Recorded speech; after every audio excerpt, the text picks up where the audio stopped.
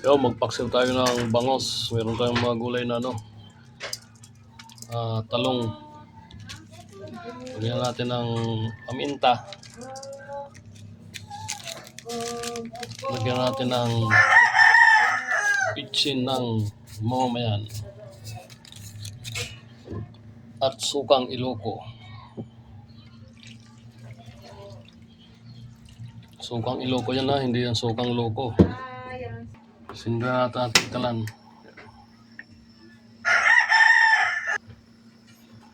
Sili.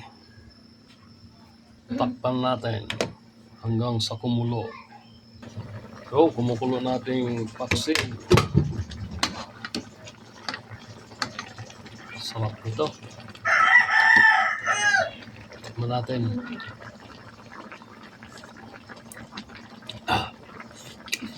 Sarap ang suka. Talagang matapang na matapang.